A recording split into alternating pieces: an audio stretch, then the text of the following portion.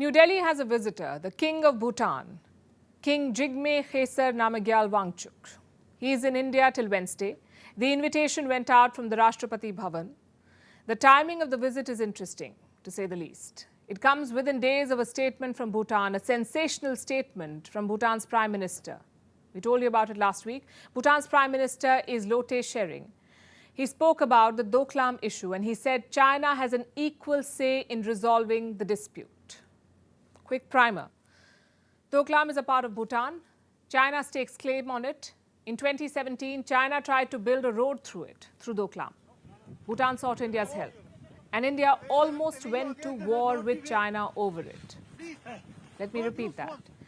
India almost went to war to secure Bhutanese territory.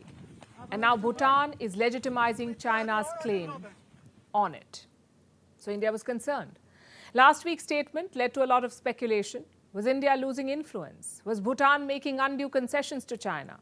And how would it impact India's security and territorial integrity? We discussed all of it last week because this is a very sensitive and strategically important piece of land we are talking about. And in this backdrop, the King of Bhutan has landed in India. It's a 3-day visit. He's not traveling alone. With him is the Bhutanese foreign minister, also some other senior government officials. The King's itinerary is packed. He will have 2 high-profile meetings in India, one with India's President, Draupadi Murmu, and another with India's Prime Minister, Narendra Modi. And the significance of this cannot be overstated. Do you remember when the King of Bhutan was in India last? In 2022. He was on his way to the funeral of Queen Elizabeth. He made a stopover in Delhi. It's not even been 1 year since then. And a lot has happened since his last visit. China and Bhutan have held border talks. Bhutanese officials have been traveling to Beijing for discussions. And in the days ahead, a Chinese technical team is expected to land in Bhutan. So there's been a lot of engagement. And apparently some progress too. India was watching all of this when the Prime Minister of Bhutan made his statement.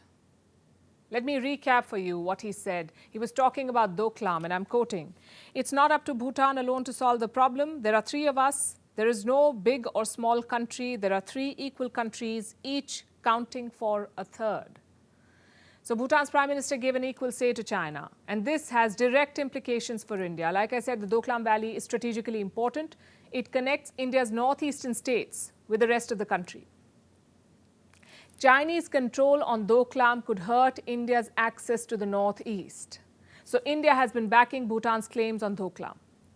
In 2017, there was a standoff. China wanted to build a road and India sent troops to halt Chinese construction. That standoff lasted for 73 days. Now China has changed tack. It is trying to get Bhutan to settle the dispute diplomatically and to not involve India.